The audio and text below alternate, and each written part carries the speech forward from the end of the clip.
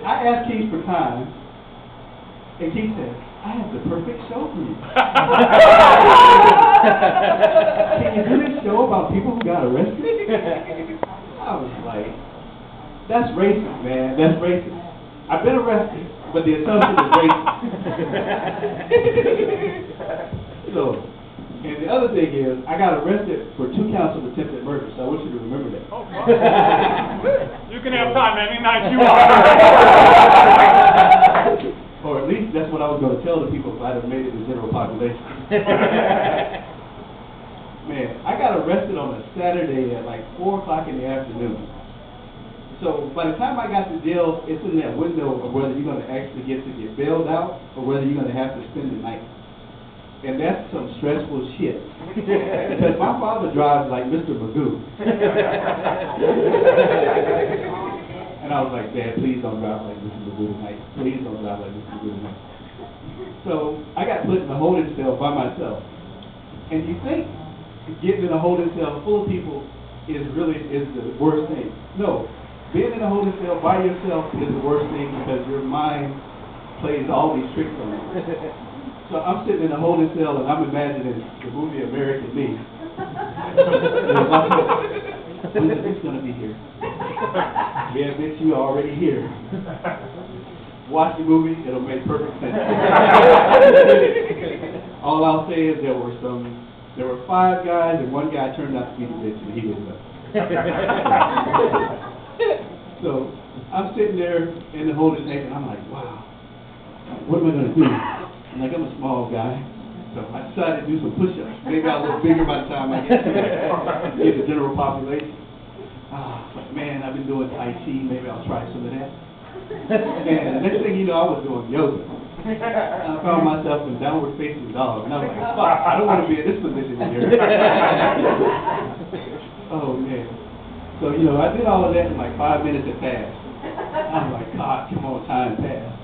Man, in the next 5 minutes, I became born again, converted to Islam, and became a white supremacist. Still, slow time. So, the cops came around to check on me. And by the time they got around to check on me, I was like ready to confess to anything. I was like, fuck, I shot JFK, I was on the grassy knoll. So Mr. Magoo made it before I got to go home. Before I got to get sent back to general population. But I had to come back and go to court. And for me, I got arrested in North Carolina, and I haven't been home for like 10 years. So going to court was kind of like a family reunion / class reunion rolled up into one. So, they call your name up in court. I see people I haven't seen like since high school, and people are like, yo, bro, what's happening? Oh, nigga, I ain't seen you since high school.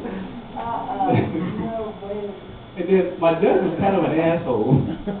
Because he said, they actually expect shit of you in court that they don't really expect of you in real life. Like you to tell the truth. So, nowhere else in your life are you expected to tell the truth. Like, if your wife asks you, like, honey, do these jeans make my ass look too big? No, honey, no. And your boss asks you, hey, you got that report almost ready? It's like, yeah, it's almost done. You haven't even started. And the boss like, who knocked over my vase? I think it was Jimmy. So, in the courthouse, they have like some unexpected rules, and they expected you to tell the truth. So the judge said, well, why did you lie? I was like, because I didn't want to end up here. And he was like, yeah, how'd that work out for you? So that was my time in court. He actually did I paid my fine and I got off. So anyway, one of the things that I have going on is a lot of places I work with a lot of women.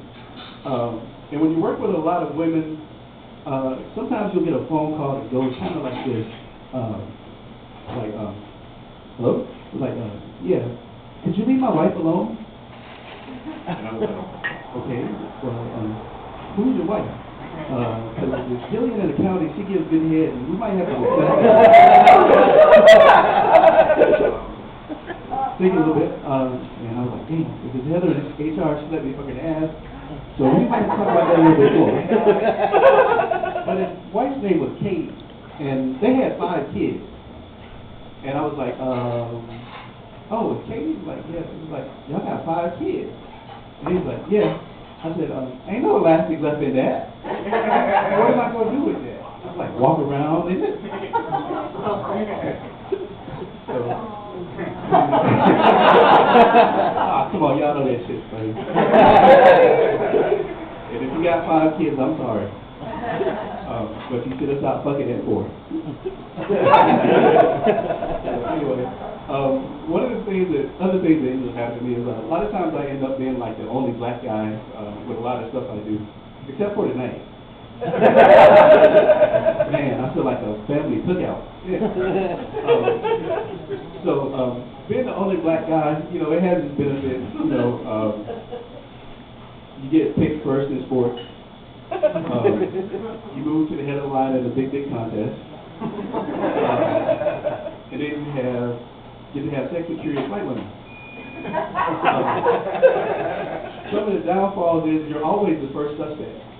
Like, I was at work one day and I had to go to a meeting and I get this phone call. He's like, where are you? Rita's purse was just stolen. I'm like, I'm almost in soccer. The other thing is they always expect you to be the person that can break into their car if they lock the keys in the car. But can you imagine being the only black guy at an Indian wedding and you get challenged to a dance-off? Do you break out Michael Jackson or do you introduce a B-boy? That's my time.